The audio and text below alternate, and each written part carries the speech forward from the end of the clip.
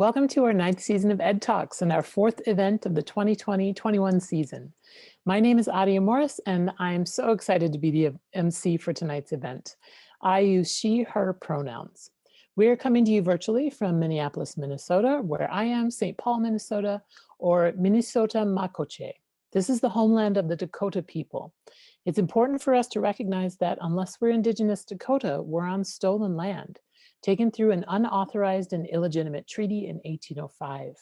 We recognize the acts of genocide committed against Native people, and perhaps most importantly, we acknowledge that Indigenous people are still here and present all around us. As we consume the important information presented in the talks this evening, I ask that you keep the troubled history of our state in your hearts and minds. I'm truly excited to welcome these two speakers to the virtual Ed Talk stage and looking forward to their perspectives on addressing race and culture both in and outside of the classroom. But before we begin, a few housekeeping items. I want to take a moment to thank our generous sponsor, the Bush Foundation. Bush Foundation has supported this program for many years, and we continue to be so grateful for their partnership. We've pre-recorded both talks for this event tonight to ensure that our technology works smoothly. However, our presenters are also online live with us to participate in a Q&A at the end of the program. And speaking of which, if you have a question, please type it in the Q&A at any time throughout the presentation, but keep in mind that questions won't be addressed until the end. Our event is scheduled to end at 8 p.m., but our speakers are willing to hang on a bit longer if you need more time to get to more questions. We also encourage you to engage with social media during and after the event. So please use the hashtag EdTalksMinnesota. That's capital E, capital D, capital T, ALKS, capital M, capital N. This event is being recorded for our Ed Talks video and audio libraries, which you find by visiting the Ed Talks webpage at achieveminneapolis.org/edtalks. Let's get started. I am so excited to introduce our first presenter of the evening, Dr. Courtney Bell-Duncan. Courtney is a passionate educator, education consultant, and founder of Courtney S. Bell Consulting, LLC. While serving as a classroom teacher, she witnessed the power of caring relationships and high expectations for children. She later went on to become an educational leader and consultant with the goal of spreading her love of education more broadly. A proud graduate of North High Community High School, Courtney attended the University of Minnesota, where she completed her BA in sociology, her MED in curriculum and instruction, and PhD in education policy and leadership. In 2018, she was a finalist for the 2018 Minnesota Teacher of the Year Award. Welcome, Courtney. We're so happy to have you here. Thank you, Adia. Imagine a world where pre-K through 12 scholars are fully immersed in teaching and learning because who they are, what they know, and what matters to them is truly engaged as a standard of practice. Imagine a world where scholars understand their role in education to be facilitators, partners, knowledge bearers, and curriculum designers. A world where teachers and students have interchangeable identities and are partners in all things pertaining to curriculum and instruction. A world where those previously known as passive learners are esteemed as scholars charged with creation and distribution of knowledge. A world where cultural responsiveness is a way of being and regarded as best practice. For many, this world of education that I'm defining is but a fantasy, but I know this type of education to be a reality. I have personally experienced and witnessed the beautiful manifestations of culturally responsive pedagogy as a high school social studies teacher, and I want to share what I know with you. You see, it was a gloomy April day in 2018 when Chris walked into my advising office at the U of M and brought the son with him. Prior to Chris arriving, I had received a call from the front desk letting me know that a student insisted on meeting with me, but that I didn't have to take the unscheduled meeting. I stepped out of my office and saw a familiar and smiling face that I would never turn away. So I immediately waved him down and said, "Come on in, have a seat." Before sitting down, he said to me in excitement, "Miss Bell, I have to talk to you about something, and it's really important." So I stared at him, letting him know that he had my undivided attention. What he told me next would change the way I viewed culturally responsive teaching forever. Chris went on to tell me that he had thought long and hard about his proposed major in business and that he had changed his mind and wanted to become a social studies teacher. He told me that he wanted to give back to our home community of North Minneapolis as an educator, just as I had.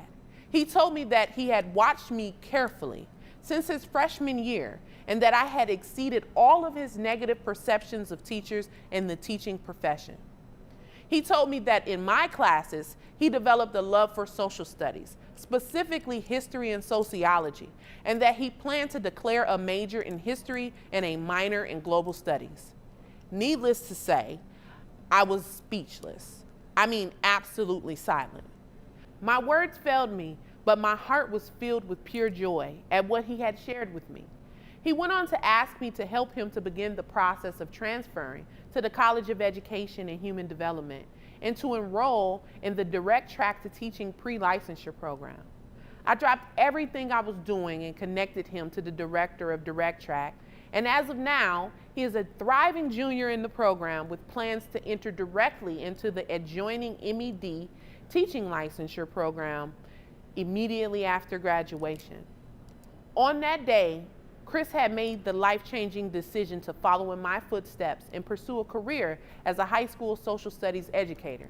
Beyond pride in that moment, I was moved to tears because my time as an emancipatory educator, advisor, mentor, and advocate had come full circle. You see, I first met Chris when he was a 14-year-old freshman in my first hour human geography / African American history course. We shared our first year at North High together, learned together, and grew up together as teacher and scholar. Chris watched me grow from a struggling first-year teacher who was frequently late to work to a 2018 Minnesota Teacher of the Year finalist during our fourth and final year at North High.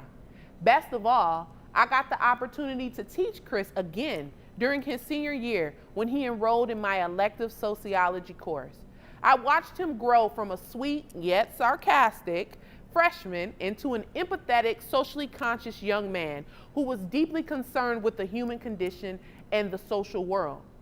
Chris modeled his strong grip on social problems and solutions when I challenged him and his classmates to research and apply either the symbolic interactionist, functionalist, or conflict perspectives of sociology to their lives and to teach their classmates about the theories from their own perspective. Chris chose to focus on the symbolic interactionist theory and what means the most to him and why. He also used the symbolic interaction theory to explain how he had come to understand himself and the world around him. Chris and his classmates taught each other about the foundational theories of sociology through the application of the theories to their lives and their personal worldviews.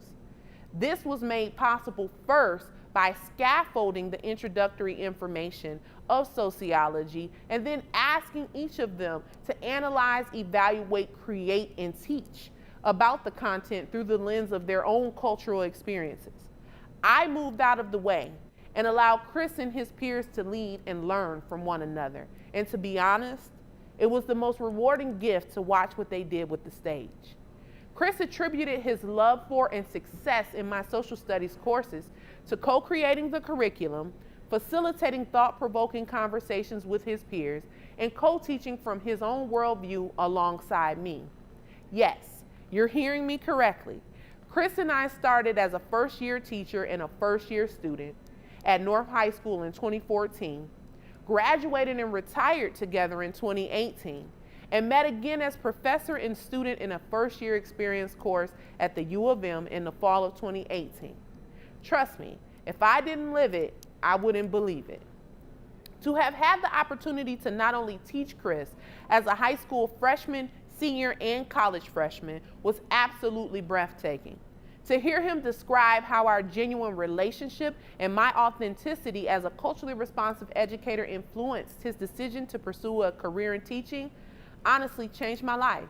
It was in that moment that I recognized the emancipatory power of culturally responsive pedagogy. I watched Chris rise above epistemological injustice over a 4-year period and was blessed enough to see him run freely toward a career in a field that I hold dear. According to Miranda Ficker, epistemological injustice or oppression refers to those forms of unfair treatment that relate to issues of knowledge, understanding, and communication structures. These include a wide range of topics concerning wrongful treatment and unjust structures of meaning-making and knowledge-producing practices, such as exclusion and silencing, invisibility, inaudibility, distorted presence or representation, having one's meanings or contributions systemically distorted, misheard, or misrepresented. In classrooms across America, young scholars like Chris experience epistemic injustice or knowledge oppression on a daily basis. It shows up in the form of silenced student voices, lacking or misrepresented depictions of self in course textbooks, disacknowledgement of the cultural experiences and contributions of marginalized peoples, and through the complete erasure of multicultural histories and narratives in course curriculums. Many educators find themselves on the distributing end of epistemic injustice without a clue of how to change and revolutionize their practice. Many find themselves in search of a manual on cultural relevance and student engagement. But what if I told you that epistemic injustice is a social issue with deep emotional, educational, and moral implications? The late Reverend Dr. Martin Luther King Jr. said, "I am convinced that men hate each other because they fear each other. They fear each other because they don't know each other. And they don't know each other because they don't communicate with each other. And they don't communicate with each other because they are separated from each other." I offer that epistemological injustice is the manifestation of the unknowingness and lack of communication that Dr. King spoke of in his Nobel Peace Prize speech. It is impossible to learn from or teach those who you do not know. Quite frankly, one cannot learn from or teach those who they hate, fear, or spend no time with. Many of you probably agree with me, but the question is, what will we do to start conversations, pass the mic, and share the stage with students in classrooms? The answer lies in 2 words: cultural responsiveness. For many, these 2 words trigger the paralysis of fear. Many ponder, how am I supposed to know and understand the cultural and lived experiences and preferences of each student that I teach? Answered simply, you can't. No matter how well-traveled one may be or how many international souvenirs one collects, it is impossible to be an expert on the cultural experiences of others. Feel free to take that weight off your shoulders. Now that we've established that cultural omniscience is not realistic, let's focus on what is possible. Every person, whether educator, scholar, parent, or administrator, has the ability to connect with others through communication. Don't believe me? Listen to this. If I were to inform you that I just became engaged to be married, what would be the first question you'd ask me? I'm thinking that you asked me, who popped the question or who's the lucky guy, right? Well, that's because in the case of marriage, it's understood that engagement takes 2. However, when engagement of students by teachers is discussed, scholars are expected to engage without the big question being asked of them. What's the big question, you ask? Well, there are several questions, actually, with the main ones being, who are you? What matters to you? Where are you from? How does what we're learning connect to your lived experiences? How can we be partners in your education? When these sorts of questions are asked of scholars, authentic engagement is inevitable. Cultural responsiveness is spearheaded by asking genuine questions, listening intently, sharing openly, and responding accordingly. The culturally responsive educator sparks conversations with scholars by genuinely inquiring about who they are, what's important to them, what's important for them, and how this all connects to what they're learning. The mic is then passed to the scholar for their voice to be heard loud and clear and to be listened to. More important than the act of asking and listening is the response of educators to the vital information that has been shared with them. Making the call, starting the conversation, listening, sharing, and responding are the 5 key essentials of culturally responsive practice. Best of all, everyone has the ability to do these things.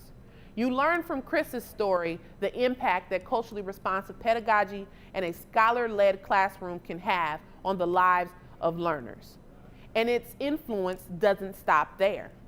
In a 2016 study conducted by Bird, 92% of the 315 6th through 12th grade students surveyed indicated that they were more engaged in learning when their teacher used real-life examples and tried to connect lessons to their interests and lived experiences.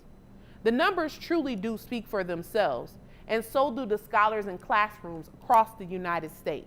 I'm sure you probably think that this is the part of my talk where I give you a 10-point list on how to be a culturally responsive educator. Well, I'm sorry to disappoint, but that will not be happening here today. Why not? Simply put, epistemic injustice and cultural destructiveness stem from the human heart and mind, and therefore must be corrected through thoughtful and heart-filled effort. Genuinely seeking to know, understand, learn from, and collaborate with scholars in their educational journeys takes effort of the heart and mind. I believe that if you shift the mind and heart, that the practice will surely follow. I believe that everyone has the capacity to be culturally responsive, and the only prerequisite is to acknowledge your humanity and the humanity of others. The war against epistemic injustice can be won, one battle at a time, by making cultural responsiveness a way of life. Start the conversation, pass the mic, and share the stage with scholars you serve. I promise you won't regret it.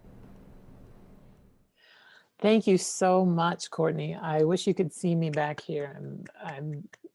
You can't hear me, but I'm clapping every 5 minutes during your talk. Thank you so much. A quick reminder now to everyone to submit your questions to the Q&A as they come to you. We'll get to as many as we can at the end of the program. Next, we'll hear from Derek Francis, who will speak to the critical importance of talking about race in school. Derek is a passionate and experienced school counselor who approaches his work from a proactive and equity-based space. He's the manager of counseling services for Minneapolis Public Schools, where he specializes in helping students and staff build trusting cross-cultural relationships. Derek has presented at several conferences throughout the country and recently led a webinar for over 20,000 US counselors and educators on proactive school counseling after a major racial incident.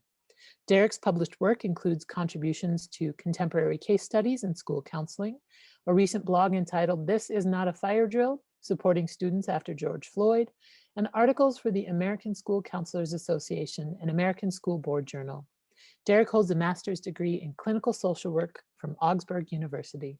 Thank you so much for being here, Derek. Take it away. Thanks, Adia. That's right, I'm Derek Francis, and I am the manager of counseling services for Minneapolis Public Schools. I've been a school counselor for 9 years, and one fun fact about me is that the first time I saw a school counselor that was African American, I was 26 years old. And so I'm a huge advocate for us making sure that we empower our students to know they can go into school counseling. Also, during my time at North High School, I was part of an amazing team that helped transform North High School, increasing its graduation rates over 4 years. You see some of the photos there. And then also my daughter's in the picture there. I love her. Her name's Grace, and she's a huge inspiration for why I do this work. So today we're going to talk a little bit about how to address racial incidents in your school. And so here are some key things for today's session.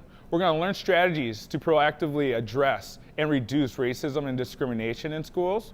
We're also going to understand a little bit about race, privilege, and bias, and how it impacts our relationships with colleagues in the community. And last, we're going to learn some strategies so that you feel empowered, have a sense of direction of things that you can do to support your students and other colleagues when racial incidents happen in your building. And so I want to begin. I shared with you that I worked at North High in Minneapolis. I also then transitioned to Champlain Park High School after my time at North. And so Champlain Park is a school that I actually went to as a student. I played sports, I made connections with many students and teachers, and so now when I went there, I was on the other side. I was now working with teachers that I had. And now I was not the student, I was actually an educator. And so when I was there at Champlain Park as a student, I actually had seen acts of racism.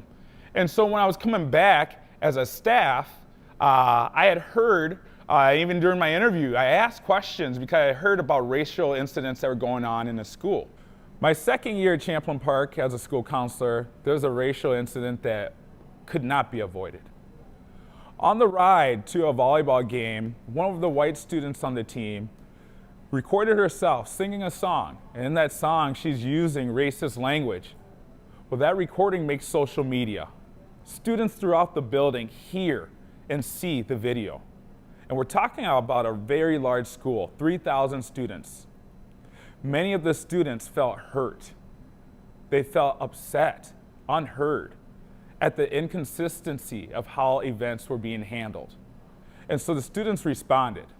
Take a look at this video. Last Friday, we were shown that racism still exists within Champlain Park. Snap, don't clap. Racism is ignorance. Racism is not only about consequences, but about education and justice.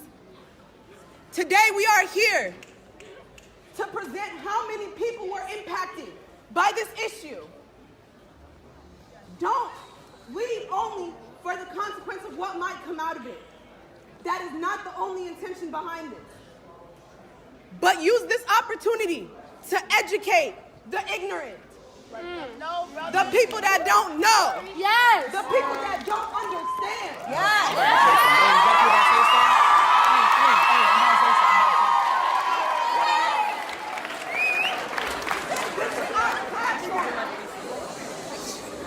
This is our platform. Look how big of a platform we have. Look how much support we got within CP. Because we stand together. This is the rebel family right here.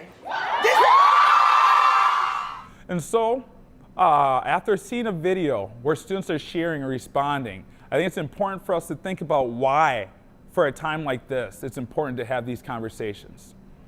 And so it's important because our country is becoming more diverse. Our schools, our communities have more people from different diverse backgrounds, which is beautiful, that's awesome. Also, though, we have to be aware that there's been an increase in racial incidents in our schools and in our communities. And so you see, right here in Minneapolis, Twin Cities, we watch community, as a community, we watched George Floyd murdered. And that hurt. That brought out so many conversations around race and trying to get a better understanding around racism and microaggressions and bias. Also, we saw conversation around race come up during politics and during the insurrection, around the attire that was being worn and the messaging from those that took part in the insurrection. And when these events happen, it impacts your school environment. Students are showing up repeating things that they saw in the news. They're repeating things that are heard at home. And it's really important for us to make sure that we're creating a safe environment where students come to learn and feel supported and valued. And also it's important to have these conversations because oftentimes staff don't feel prepared. They don't know what to say. They say, hey, I'm here, I'm a math teacher. I'm not sure what to say. I just want to teach my content. And that's often met with just silence. And our students feel that silence. This next part, I want you to take a look at this picture. And as I shared with you about George Floyd and his murder, you gotta imagine now, let's make this real. Someone lost their only begotten son. We have students who live on this very block. Every day they walk by here, it's a reminder, the trauma. So this is just a picture for some of us, you see it here and there, but for those in the community, it's a daily reminder. Hearing helicopters, smelling the smoke during that time, all those triggers for students. the George Floyd events made people begin to really reflect on where they stand on issues of race. And so it's important that as we talk about race and racism in our country and in schools, that we look at the history of our country, because that has tremendously shaped how people view each other, how they view racism. And so we have to be aware of just the creation of racism in our country, how it separated people, understand the concept of slavery, and seeing people as less than, 3/5 of a human being. And then after that, then there's Jim Crow laws and segregation. And then thinking also now about how that impacts our communities, how they're set up. You see there in the map, Minneapolis and the redlining that happened. And that divides neighborhoods along racial lines. And so you gotta think also, schools being segregated throughout our country.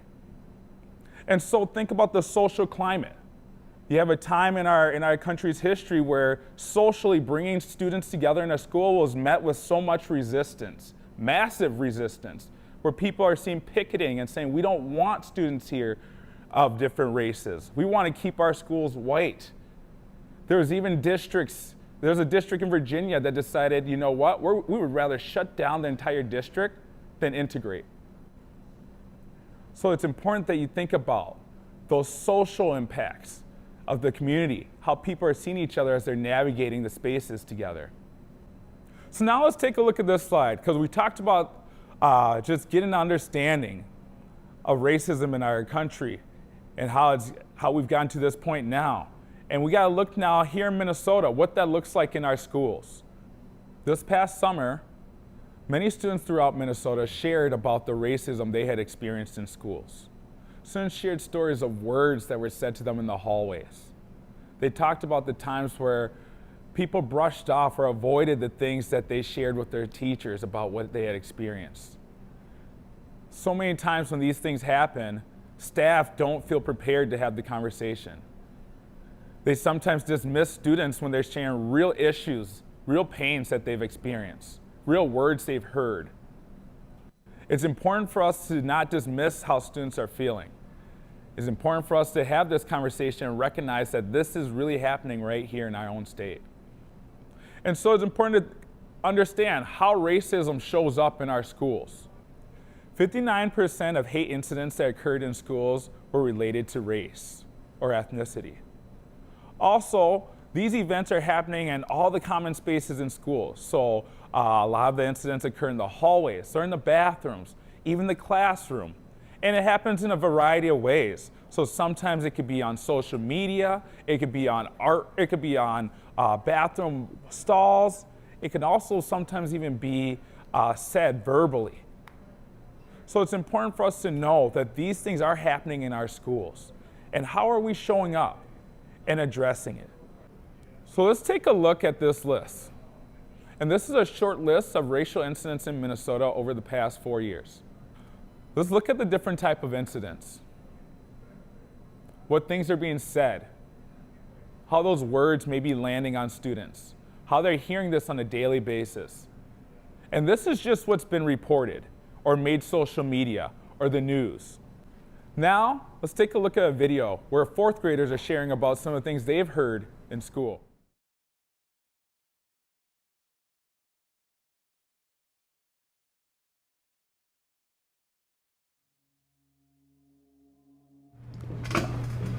The lie. Muslims are terrorists. Black boys are bad. Girls are not athletic. Latinos can't speak English well. Chechens are a bad influence on others. Africans aren't smart. Asians can't play sports. All black people are thieves. People from Mexico bring nothing good. I'm too pretty to be Togolese. The lie. All white people are racist. The truth.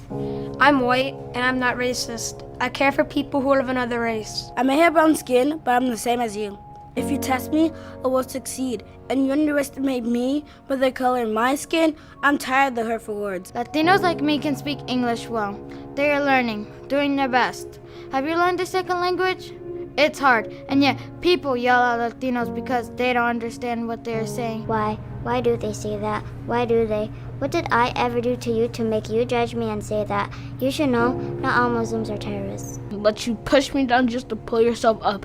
You use lies to make me feel like that's what I really am. Like I really am a thief. but I know I'm not a thief because I still am, just like you. So you shouldn't judge me or people like me. So why are you judging them? You don't know them. So stop the lies. Don't let the others brainwash you. Those negative words are a noisy room full of rumors. I just want to cover my ears and just forget. What is the truth? I know the truth that lies in my heart, the truth about black boys. I am black. This is me. The lie about black boys that I don't believe in. And I know it's not the truth, because the truth that is real is my truth.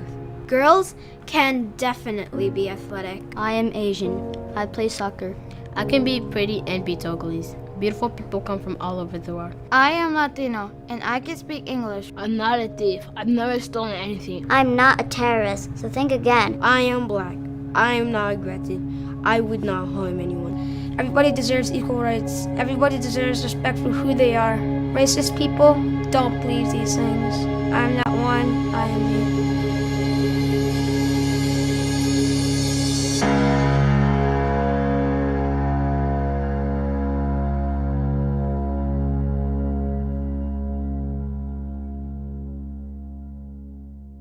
So where do these lies come from? Because I've heard them before as an educator in school and even as a student. I remember in grad school when I would go into the dining hall or even just walking around on campus, people would walk up to me and say, hey, good game last night, or hey, you must be on the basketball team. And I'm just sitting there like, just because I'm a tall black dude doesn't mean I have to be on the basketball team. I'm here getting a master's. I think it's important to just be mindful that can I not look the way I look and wear a hat or a chain and be a school counselor? I don't always want to have to feel like my physical being has to be an athlete or some type of performer. I want to be an educator. I want students to see me and say, hey, that's what a school counselor looks like too. It's important for us to examine, do a reflection, an audit of ourselves and what things play a factor into how we do life with people who are different from us. People have different backgrounds. So it's important to think about what were the messaging you got growing up? What were some things that you were told about people that were from different backgrounds? What were the news outlets that you were watching and the messaging you were told? Maybe it was also places you went like church. What did your church look like? What were the communities you lived in? Were there a lot of people from different backgrounds, different races? Or was it predominantly people who looked the same? What were the written and unwritten rules about talking about race? Was it okay to talk about race, but not talk about someone who was gay or lesbian? What were some of the things that you all didn't talk about about certain neighborhoods? Did you say that neighborhood, hey, let's not go to that neighborhood, let's lock our doors there? Or what would you consider the good neighborhoods? So it's important for us to be aware of those biases that we have. And I have to be honest and vulnerable about biases that I had growing up, assumptions I made about people. And I remember my first year working as a school counselor, I had to work through biases I had around Asian American students. I had the bias of thinking that Asian American students were always going to do well and were like the smartest kids, always great at math. And you know what? Those assumptions got in the way of me supporting students who really did need academic support. And so I have to be honest and real and vulnerable about doing that audit, doing my own work. And I really encourage you all to do that work on your own too. So it's important for us to be honest and do an audit for ourselves. What could be your tough spot? Sometimes it could be race. Some people it could be someone's sexual orientation. Sometimes it could be politics, especially thinking about this previous election. What biases did you have towards people that voted differently for you? And now we got to make this personal because I have a daughter. Those of us with kids, our kids are watching us. They're listening and seeing what we're saying. They're hearing these things that people in the community are saying. I have a 19-month-old daughter, and she's already experienced racism from within her own family. And I know it can be hard to speak up because oftentimes no one wants to ruin dinner. So then people make excuses and say, you know what, well, they had good intention or they didn't mean it like that.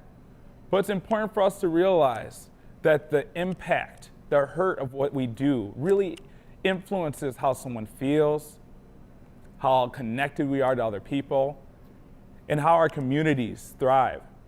So we can't be neutral.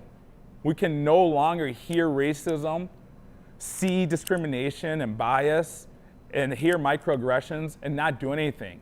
You can't be in between. It's not like an opinion thing. It's not like pizza toppings. You have to be really straightforward on doing this work. It's also important for us to highlight and understand that racism impacts students and children at a very young age. Racism is an adverse childhood experience. Racism carries so much negative experiences and feelings and emotions that oftentimes go unaddressed. There's even times where people get into college and they're experiencing these same feelings and traumas and isolations and feeling unheard when they want to share about racism they experienced either at school or in their community. Being pushed down so many times when they try to say, hey, this really did happen to me. It can become draining. And I've even experienced it as an employee. I remember when I was at Champlain Park. I loved being there. It was the school I went to. I graduated from. I knew the staff. But there was always that part of me that knew they don't fully understand what it's like being here and seeing the racism go on in our building and not seeing it handled appropriately or addressed in a way that's really reflecting our community and its values. It's hard and can be draining being one of the few educators of color in a building. So now what do? Now this is the exciting part where we know these issues are going on in our country. And us as educators, we have an awesome opportunity to show up for our students and create space to start having these really needed dialogues. We've addressed some of the issues in our schools around racism, and now I want to offer some strategies. It's important that we don't just sit and admire the problem. Let's take action. We have a part to play. Let's be proactive. And so starting off, it's important to have an actual plan for if racial incidents happen in your school. Don't wait for the events to happen and then scramble for things you can do. Think of it as how you prepare for a fire drill. Schools oftentimes plan for fire drills and prepare and do drills 3 times throughout the year. I've been working as a counselor for 9 years, and I maybe had 1 fire in a building. But I've had many racial incidents occur. So let's start planning, having actual strategies, having preventative measures in place to avoid these racial incidents.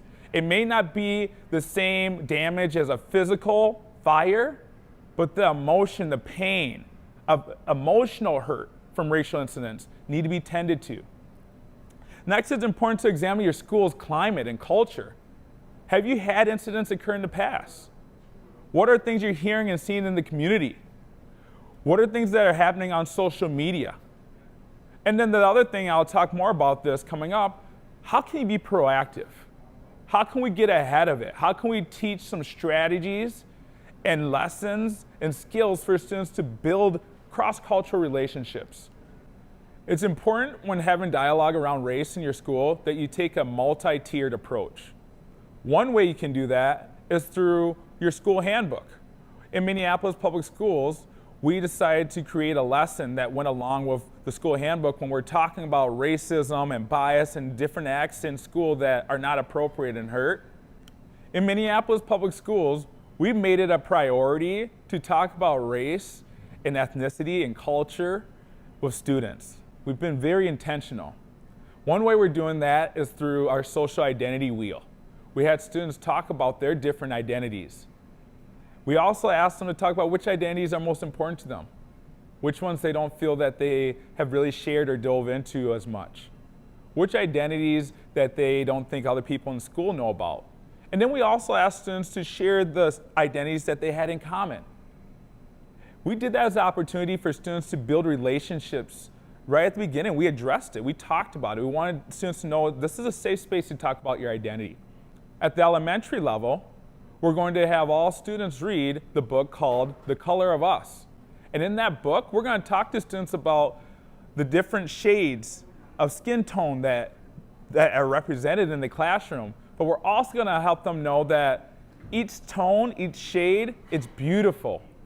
Your brown is beautiful. That shade that you are is awesome. That peachy skin is awesome. Helping them know and see you're awesome the way you are and empowering them.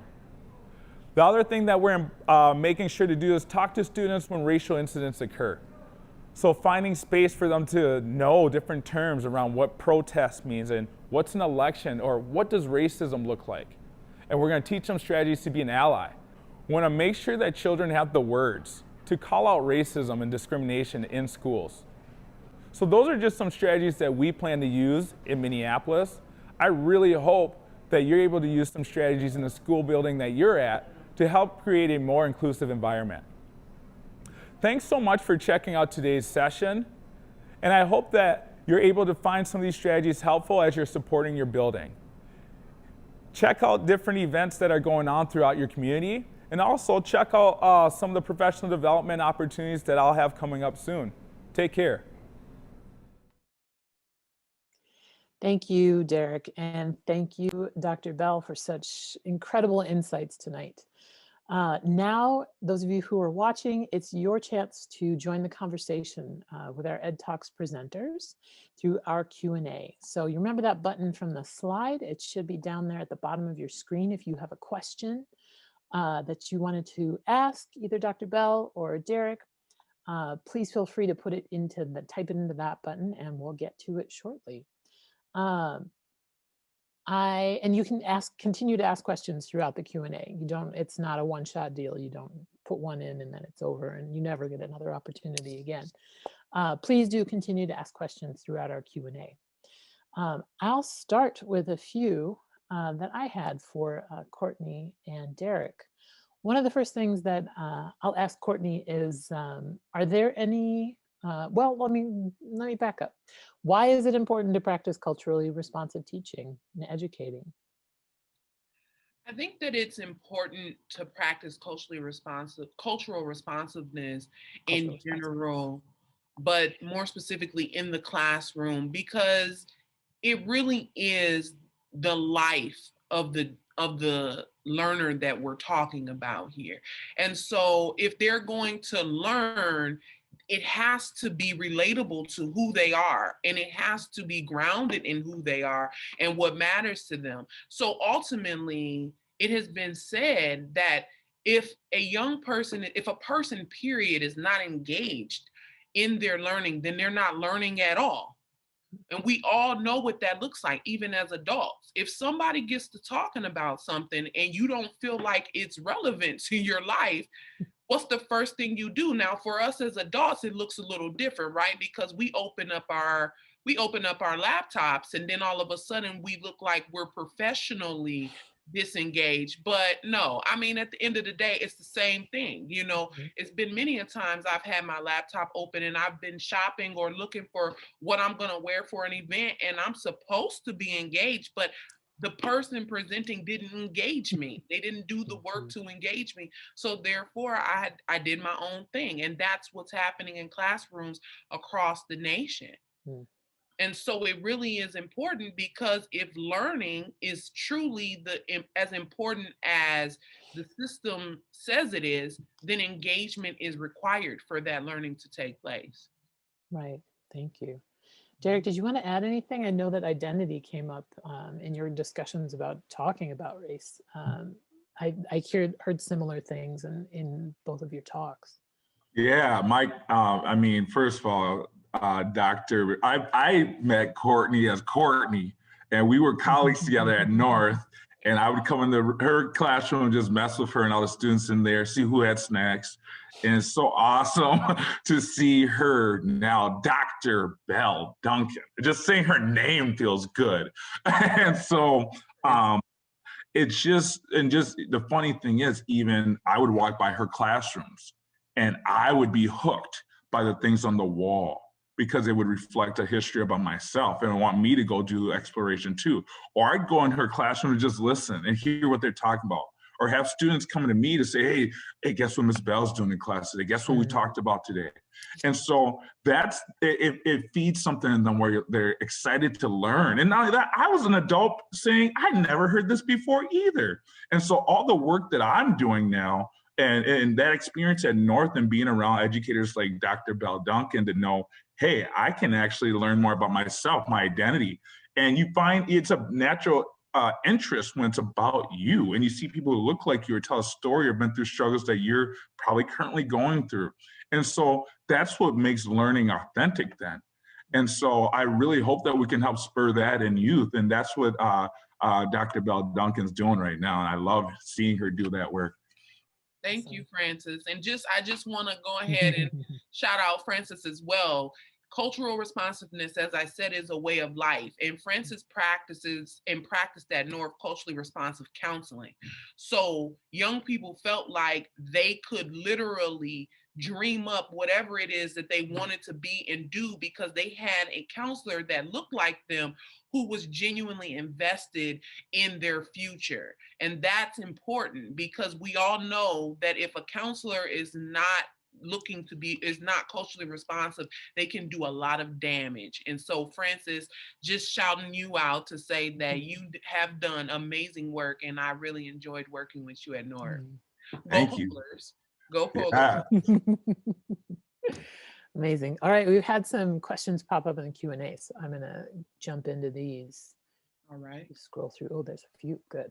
I work in a department where success is conventionally defined by how polished student products appear.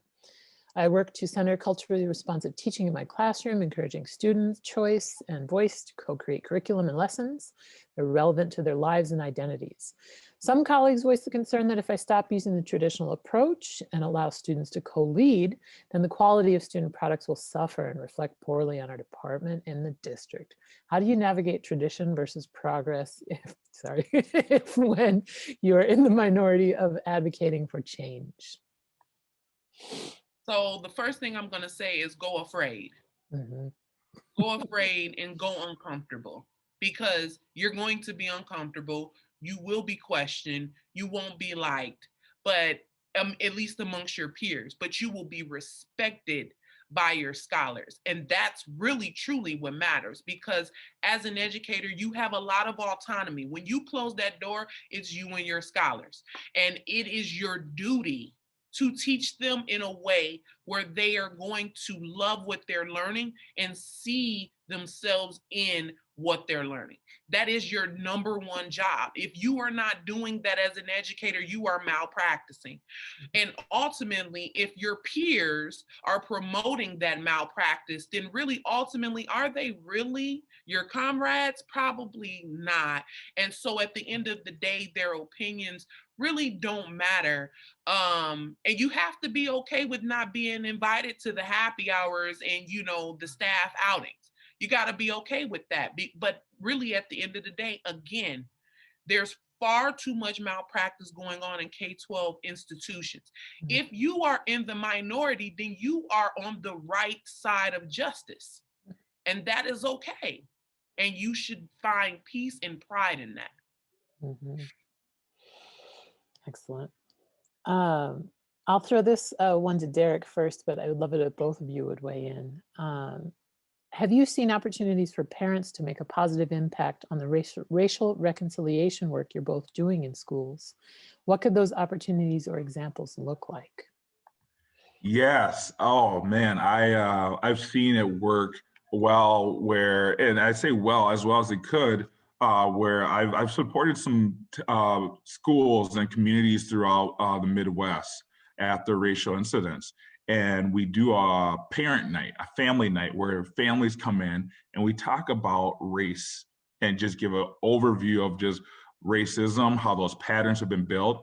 And in those, we talk about just in their community, talking about where do you see these things happening? Where do you experience it? But that not only that, having that time to listen, where parents are listening to how their kids are influenced by racism in the community, what things they might be overhearing at dinner. And so helping them to realize, okay, I can't just say I don't want our kids to have these racist things they're saying and doing. I have to model it too, because that's really a huge piece of it. So we talk about that and help them find ways to build cross-cultural relationships, whether it's at the sporting event. What families and parents are you sitting by? What parents are you not sitting by? Who are you inviting over to the house? You can't say you want your kids to have a diverse friendship group if your friendship group isn't diverse in itself.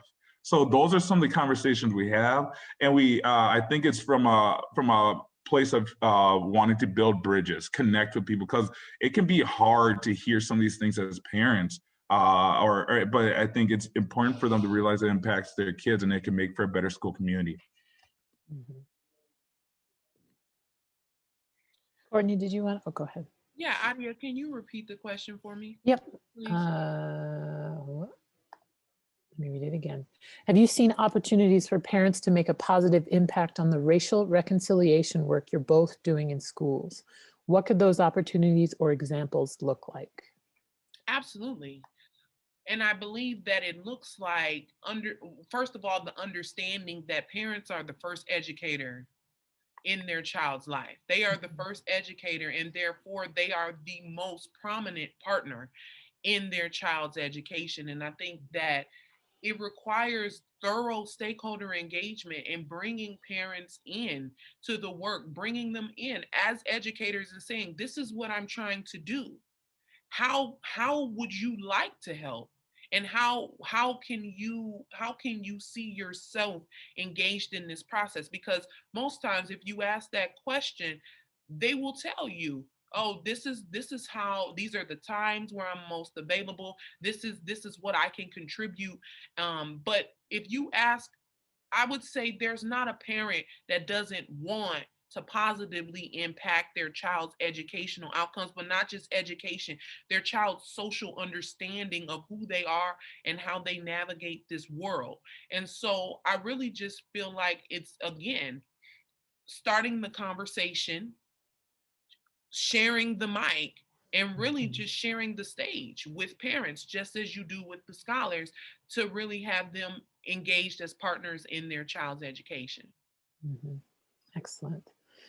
A question for both of you along the same lines. What does or should engagement look like in distance learning now that we're in this environment where we're not all sharing the same space all the time? Either of you can start. What does this work look like in distance learning? Yeah, what does this kind of engagement look like in distance learning? Yeah, I'll share from just awareness perspective around what engagement should look like, because although we're navigating the pandemic all together, the same storm, we're riding in different ships. Some folks have so much privilege and they're at home chilling in the comforts of their living room, multiple devices, fast internet. And so, and even in pods where they're connecting with other families and we have students and families who they've been hit by the pandemic so hard, where there's been so many people in their family that may have been in the hospital by themselves. And so we have to be aware of what students are navigating differently based on their situations. And I think understand that as an educator, your students who are not as privileged with resources, this has been a struggle. It's ongoing. They're stressed out. The pandemic's wiped out family members. It's taken jobs away. So understanding your approach. If your student doesn't have their camera up, you know what? Just be glad they're there. You know? Also just understand how to check in with how they're doing. If you haven't heard or seen them come up on the screen in a week, don't ask them where they've been. Don't ask them to turn on their screen. Say, hey, how you doing? How's things going? How you feeling? How's the family doing? Especially for people of color, that how's your family doing question, that's a whole nother level of, okay, you want to know how I'm doing. How the family doing? That's what you need to be asking. I don't care if you're passing right now. How are you doing? So that's the kind of work that we need to do when we're engaging in distance learning, is to see because now we can educate in a different way. We can start educating for them. How can you manage taking care of yourself emotionally each day? How can you navigate the trauma? Hey, even if it's just a conversation, let's check in. Hey, you want to watch, what movie you watching? Let's talk about it. You watching the game last night? Oh, you see Tyler Johnson play? Yeah, hey, let's talk about that. Did you see the game? Then they're gonna come and say, hey, I want to talk to you. Hey, yeah, I saw the game. Oh, I saw you wore your jersey. And for me as a school counselor, that's the kind of stuff I love to do. And so that's what we need to do. Connect with them at a human level. How are you doing? Okay, now that we've made that agreement, we can check in. I know what's going on in your life. Now, all right, let's engage. What do you need? So that's how I do the work. You got to remember we're in trauma. So it has to be a trauma-informed response right now. Not about the structure of academia. We gotta know, how are people feeling? What are you going? And let's be honest, all of us are going through something right now. Let me tell you, I am too. Oh my goodness. So if we all know we going through stuff, imagine the kids, and we haven't had that physical connection of touches or hugs, and that impacts our emotions. I'll stop there because that's the real conversation we gotta have with kids if we want engagement. Yeah, I agree completely with Derek. I mean, really, at the end of the day, it starts with the humanistic aspects of conversation. How are you doing? What's going on in your world? What matters to you right now? What's the most pressing, thing that's on your mind? If you have that relationship, and if you don't, that's how you build them. It's really just inviting the scholars to have conversations based around who they are, and then you as the educator being creative to say, how do I insert my content into that? How do I take this social studies lesson, or this US history lesson, or this sociology lesson, or this algebra lesson, and connect it to what they are giving me? Because cultural responsiveness is a conversation. It's call and response.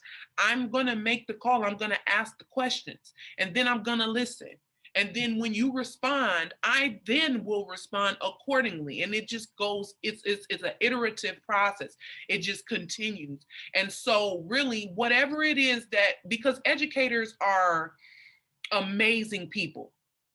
The mind of an educator is so flexible in so many different ways. Like, me being in the classroom, the things that I've learned apply so broadly to everything that I do in life. And so those abilities translate. Really, teachers are built for tough. Understand? They're built for tough. So it's really the pandemic and distance learning. Even though it's something new, educators are riding the wave every day. But the one thing that's not new is the importance of conversation, the importance of connecting with people, the importance of saying, what about this topic connects to your life? What about this topic is relevant to you? And then take it from there. I love what's going on with distance learning. You know why? Because it's revamping the way people think about education. And it's very scholar-centered, and it is promoting a lot of independent work time, and it is requiring educators to let go of the reins because we have no choice. And in that, there's beauty that has sprouted. It really just depends on your mindset as an educator and the recognition that when you let go, scholars do amazing things that will blow your mind. But they have to have the stage in order to perform. Both of you, I don't know, maybe it's the moon, maybe it's that you just have powerful words. Derek, I can see why you're an amazing counselor, because I felt myself like that touched my heart, when you're talking about actually checking in with somebody. Amazing. And Courtney, I'm just over here like, yes, and everybody else is agreeing with me down in the chat. So thank you both. Just a human moment there for myself. I really got, I'm starting to get a little teary too. Let's go to a question that's, actually I read an article about this, about a school in Texas. An NFL player moved, do you know this story, Derek? An NFL player moved there with his family. I currently work in a school that is predominantly white, and some of the parent population is expressly uninviting of conversations about race and diversity. What suggestions do you have for educators who want to make space for these important conversations despite ruffling feathers? Yeah, ruffling feathers, huh? I love ruffling feathers. I love it. I love it. I love all kinds of feathers. I love flamingo feathers. I love eagle feathers. Whatever kind of feather I can if I'm ruffling feathers, then that means I'm doing my job. That means I'm doing my job. Because at the end of the day, if you're comfortable and it's quiet and you feel like I'm in agreement with inequality, something ain't right. Because silence and neutrality is not neutral whatsoever. So again, I just got done saying this today.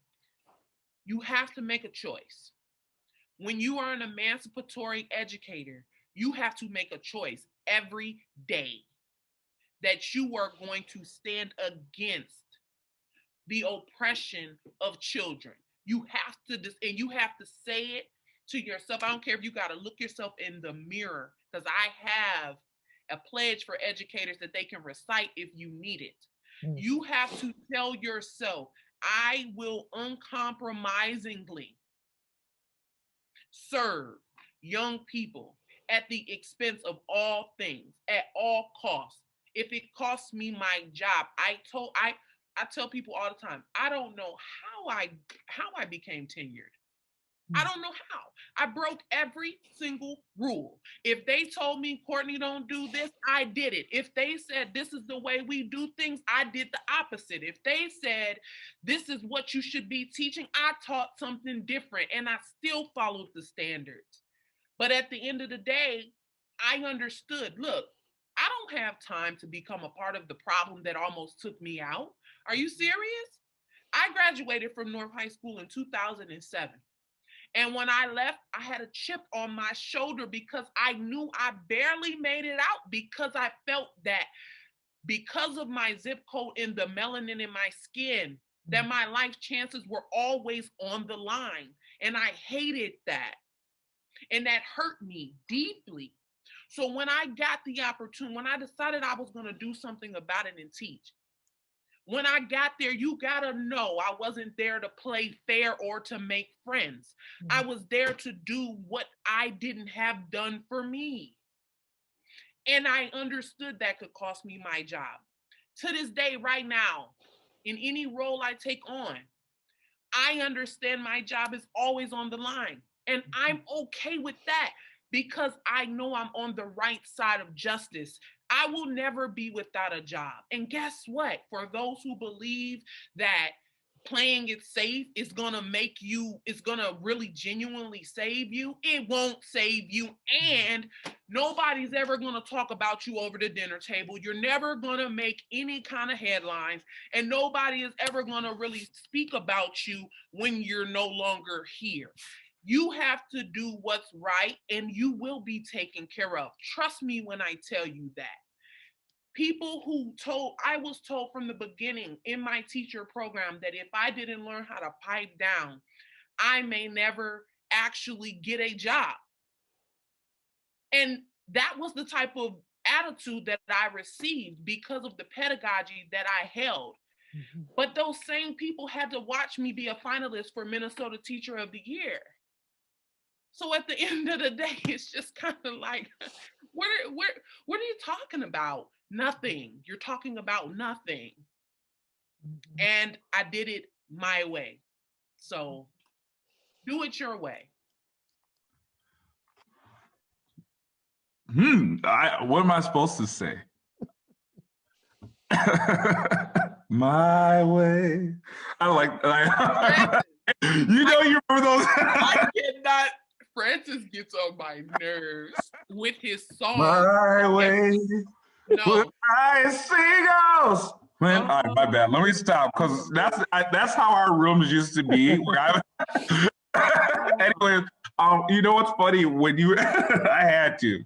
In that question, it's interesting because. And I honestly want to ask you to please repeat it, because I want to make sure I don't miss the parts as I was I wanted to make sure I was listening and then getting prepared. So I want to make sure I hear the question one more time. Yep. I currently work in a school that is predominantly white, and some of the parent population is expressively expressively uninviting of conversations about race and diversity. What suggestions do you have for educators who want to make space for these important conversations despite ruffling feathers? Yeah. And I think, oh man, it's important now. Now y'all got me sitting up. So the thing is, I think, so let's make this real. So those when we talk about racism in schools, and we all saw the video about those fourth graders. Now imagine being in a school. So especially the teachers out there, if you've been in a school and students are telling you, this is what it feels like. This is what I'm hearing day in and day out. If you watch that video and you're shocked, I'm not. I heard it too. As a student, as a staff, I heard it from students. Come on now. So if and then you have to ask yourself, what's your values? Let's be honest, if you say you want an inclusive school, and everyone wants to say they want equity and diversity, and yay, you want our bodies in your buildings, but you don't want to bring our traumas to the forefront of what's going on. Come on now. You gotta love all of us. You gotta bring all of our being in. And here, when people and students of color are saying, hey, something's going on, I don't feel welcomed here, I don't feel safe, I've been hearing these things in the hallways. That's why we do this work. So then you got to ask yourself, which comfort do you want to sit in? The comfort of not having, or you're going to be a peacemaker, and do something different? Or you're going to be a peacekeeper and say, no, I just want to keep the peace. I don't want to make the parents mad. I don't want them in my email. You got to decide, And so I think it's important to think, where do you want to be on it? Where do you, what is it? And it's going to take some real heart searching work. What's your values? Because you can't say you want things to be better and equal for all people, but then you're going to be silent when people say stuff or because it's going to get uncomfortable. So you got to ask yourself, where do you stand on this? Yeah, thank you both. I know we're getting to, it's about 8:11 right now, and I know we're getting to the end of our time together. I feel like there are a few questions in here that are kind of answered by some of the things that you've just said, like helping colleagues move from the idea that students are using excuses to students going through experiences, again, using that same thing that you just mentioned, listening and really engaging on checking in with people, as someone said in the comments, instead of just checking up on them. And then a principal saying that some teachers are tired of dealing with anti-racism, education, and equity issues. What kinds of conversations should I be having with my principal? I have a feeling you kind of answered that in your last few questions, which is just being okay with being uncomfortable and being on the right side of justice. So let me just get to a few more, go back to one. Dr. Bell-Duncan, when you decide to actively engage students as teachers, how do you ensure that they're serious about this role and not seeking to mislead or cause harm in some way? So, the thing about it is that they take it seriously because they're not used to having the mic passed to them. So when it's such an honor to them that they want to do everything in their power to represent themselves in the light that they want to be seen, but also to make you proud and make you know that your faith in them has not gone in vain. I have never, my scholars, because I saw another question that asked, what are some ways that this work and their teaching gets, shown to the public or published? My scholars have done phenomenal things. First and foremost, I'll just list a few things. They created a documentary about gentrification in North Minneapolis in 2015. They were talking about it before it was even really booming. And it started with just a conversation. What are y'all, a human geography conversation? What are you seeing in your local community? My scholars didn't know what the word gentrification was, but first of all, they knew what gentrification was, they just didn't know the term. My job as an educator was just to give them the vocabulary because they had the experience. So when they started talking about the changes in the neighborhood and how their family had been moved out to a suburban or rural area, or how all of a sudden they saw these new transportation plans coming into place, or things being built up, or high rises being developed in places where they previously hadn't been, they understood the changes geographically that were going on and also demographically. And so I just had to give them the vocabulary and give them the technical understanding. And from there, they took it and ran with it. I asked them, what do you want to do? Every time I asked them the question, now that you know what you know, now that you have the word to understand it and to understand what it exactly is that you're describing, what do you want to do about it? Every single time they told me, I want to tell everybody I know. I want to tell my community. I want to tell my parents. I want to tell my people because it's negatively impacting their lives. And they need to know because it can save their lives. It can change their lives. And so all I did was to set up the platform. Boom. They are naturals. I told my scholars every day, y'all are sociologists, y'all are historians, y'all are anthropologists, y'all are that by default. When you get to the University of Minnesota, like Chris, who by the way is majoring in history and global studies, you are going to blow those classes out the water because what people have to read in a textbook, you've lived it. You're the expert. And that's exactly what they don't play about it because it's their perspective. So they're not going to joke about it when they're talking from their soapbox. Second, they understand what it is to be miseducated. So anytime they have the chance to educate, they're going to do just that. And they're not going to play about the education of their peers because they know that they are in a communal boat together. And that when one of them makes it out, the others do too. And that's what type of community we fostered in our classroom. And that's the type of sacred community that is required of all educators to create so that your scholars recognize that they are teachers and that they literally have just as much as anybody else to contribute. Yeah. Derek, I want to end with hearing from some student voices. What were some of the things that you heard from students in the days and weeks after the racist event at the school? Yeah, it's interesting in that it actually pushed me to I wasn't into writing. I ended up sharing in a couple books on that one that came out, Contemporary Case Studies, and another one coming out in April with a collective of school counselors that are doing anti-racist work. The stories, and I share about what I was hearing from our students of color. And one of the things they kept sharing was, and mind you, this is my second year there, and they kept sharing stories of the woodworks of, hey, guess what happened to me last year in this class? Guess what students said to me? And not only that, it's the trauma piece, So you have the trauma of them being like, man, I remember when I had this happen. But in the moment of the hurt of, you know what? I don't even feel like I can focus in class, or you know what? Can you just come down? Hey, can I just come down and meet with you and just talk? Or the other thing, I have to be honest, I remember some of my white students that I had built a relationship with had a mixture of feelings. Some would come in feeling guilt and shame, and we'd talk through it. And that for me was new as a school counselor.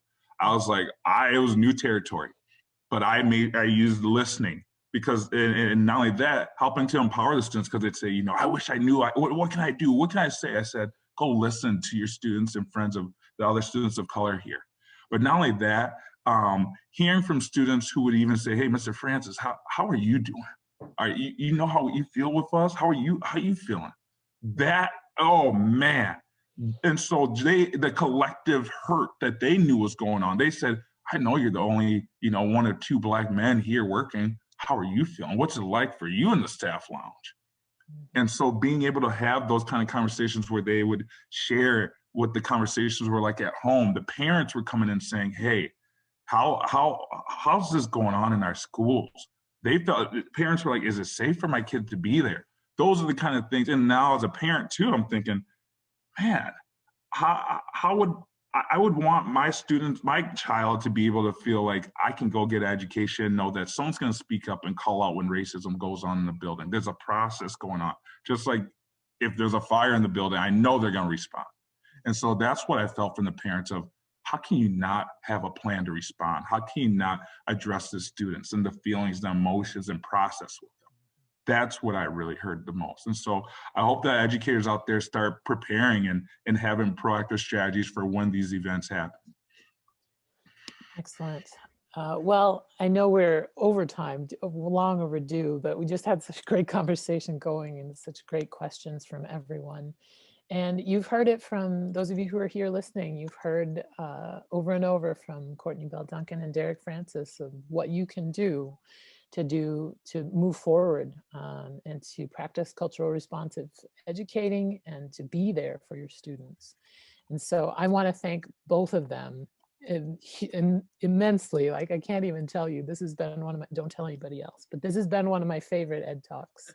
And I'm so grateful to you both for sharing your knowledge and your experiences. For those who are listening, please keep your eyes open for more info about our 2 upcoming spring Ed Talks events. They'll be coming out soon. We'll be sharing info on social media and on our website at achieveminneapolis.org/events. We'll be sharing tonight's recording as well, and some great resources suggested by our presenters in an email coming out this week, so watch your email for that. Thank you again to our generous funder, the Bush Foundation. They make Ed Talks possible. And if you'd like to connect with our event co-sponsors, Achieve Minneapolis and the Citizens League, check out their website information on the screen and find out how you can get connected and engaged with all the great work they're doing in our community. Thank you to all of you for joining us. Have a great night. Good night. Take care. Go forth and be on the right side of justice. Thank you. Thank you. Thank you. Take care. Thank you.